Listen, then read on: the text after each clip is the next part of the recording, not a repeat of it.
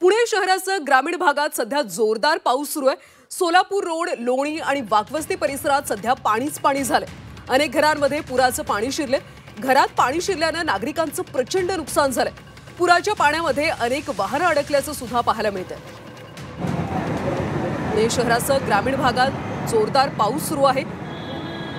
सखल भागामध्ये पाणी साचायला देखील सुरुवात झाली। सोलापूर रोड, लोणी आणि वाकवस्ती परिसरात सध्या पाणीच पाणी पाहायला मिळतंय। अनेक घरांमध्ये पुराचं पाणी शिरले। घरात पाणी शिरल्याने नागरिकांचं प्रचंड नुकसान झालं।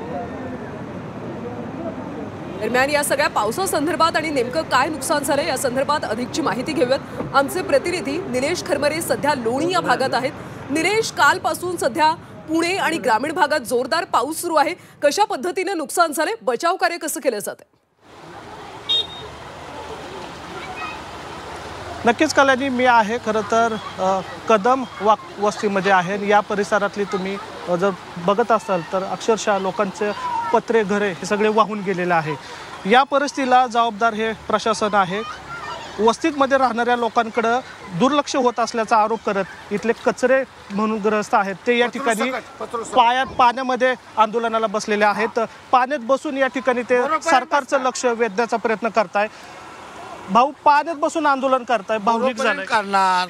माझी इंद्रानगर लोणी स्टेशनची 40 वर्षाची इंद्रानगर आहे माझी। मग शासनाचं काय दुर्लक्ष आहे जाऊ। 40 वर्षाची झोपडपट्टी ही म्हणजे ह्याच्यामध्ये काहीच नव्हतं। आणटीची चाळ आणि आंग्रेची चाळ आणि स्टेशन नंदू पाटलाची तेवढे 2-4 लय हाल झाले, लय पाणी शिरलं। आता बघा ना, मग हे एवढी जुनी वस्ती असून सुद्धा का आमची शासनाने काय 40 वर्षाची झोपडपट्टी ही शासनाचे 7 बारे आहेत आमच्याकडे सगळे। मग हे का असं हो? उच्च घर बांधून द्या ना तुम्ही। आम्हाला शासनाला घरं बांधून द्यायला लागलात, ते बी पैसे नाहीत, कोणाला अजून मिळणार, कोणाला काय व्हायला चाललंय। इथं काल पाणी चढाई सुरुवात झाली, तुम्ही कुठं होता? पुढं बी इथंच ह्या घरी होतो। मला इकडे येता आहे ना, माझा फोन बंद, लाईटी बंद, कोणाला कॉन्टॅक्ट करायचं, फोन सुशाप, लाईटी बंद।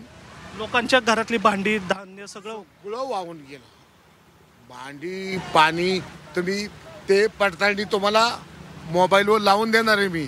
ते घरातली भांडी वाहून कशी गेल्यात, काय लोकांची परिस्थिती, खायला लोकांना काय होतं का, अन्न वाहून गेलं।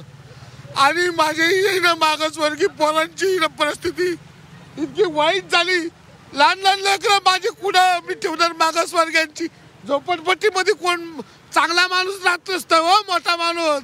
सगळे गरीब असतात माणसं झोपडपट्टीमध्ये। शासनाला ही नांती आणि मग ती लहान लेकरं कुठं घेऊन जाणार? आणि हाईच तशी परिस्थिती बघा। समोरच्या घरामध्ये, आडंगळ्यांच्या घरामध्ये बघा, इथल्या घरामध्ये बघा, इथं खाली बघा, सगळ्या झोपडपट्टी हे बोडके त्यांच्या घरांमध्ये तिकडे बघा, खाली सगळं पाणी शिरलंय। घरांमध्ये अन्न नाही, पाणी नाही आणि कपडाही नाही। असे लोक ज्याच्यात आधारा घेऊन लेकरं बघा, ही लेकरं बघा तुम्ही साहेब। आमची ही शासनाला विनंती, आणि शासन नाही करत तोपर्यंत मी पाण्यामध्ये आंदोलन करणार आहे। मरोपर्यंत कचरू सकट हे आंदोलन मी करणार आहे। लोकांचे हाल झाले, बारकी पोरं रस्त्यावर। मग काय करायचं? वाईट वाटतं म्हणजे काय साहेब आहे काय? सगळ्यांच्या बिल्डिंगी आईशारामध्ये सगळे लोक राहतात, पैसा आहे त्यांच्याकडे राहतात। आमच्या झोपडवाशांनी काय करायचं? ते 10 बिल्डिंग मध्ये राहतात। आईशाराम 80 बिल्डिंग सगळं सगळं पाठीमागचं घर वाहून गेलं, इथं पत्रे पडल्यात, ते लोक रस्ते वालीत। बघणार त्यांच्याकडे। आता ही शासनाला बघा ना। आता हे आम्हाला तुम्ही मी बोलतोय मला मारुती तोडून दे काय होते। मी तो आता पत्रकारापुढे बोलतोय, मला काय धोका झाला तर ही जबाबदारी तुमची। पण या झोपडपट्टीवर लक्ष पहिल्यापासूनच नाही शासनाचं, आणि या झोपडपट्टीवर लक्ष द्यायचं नाही दिलं तर मी याला आंदोलन बसणार। एक घरातला माणूस गेला तर काय फरक नाही पडत। कचरे भाऊ, तुम्हाला वाईट वाटतं ही अशी परिस्थिती बघून? रडू येतं? आता काय बोलायचं साहेब, माझे नातवंड नाहीत, दुसऱ्याचे नातवंड, ती आपली नातवंड। आपली दुसऱ्याची मुलगी ती आपली मुलगी, दुसऱ्याची सून ती आपली सून. माझ्या घरामध्ये काहीच पाणी नाही. तुम्ही बघा साहेब, माझ्या घरामध्ये पाणी नाही, पण मी का बसलोय मला ते देखवानाच. आणि आता सरकारला काय इशारा आहे? सरकारला इशारा म्हणजे तुम्ही आम्हाला उंचाले घरी बांधून द्या,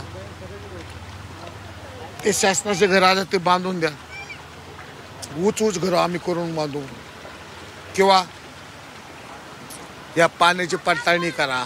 हे कुठून पाणी कॅनलवरनं येतंय, कुठं काय होतंय ह्याचं नियोजन तुम्ही सरकारने करा. हे पाणी तिकडनं घालवा. बरं ठीक आहे, तिकडनं पाणी आम्हाला तरी बरं ठीक आहे, ती पाण्याचं काय नियोजन होत नाही लोकवस्तीने, पण तुम्ही आम्हाला उंचाले घर करून दे ना मग. कल्याणी या ठिकाणी आपण पाहतोय नक्की निलेश. या वस्तीतली जी लोक राहणारी आहेत त्यांची अशी मागणी आहे की आता आम्हाला घरं आहेत ते उंचाव केली पाहिजेत.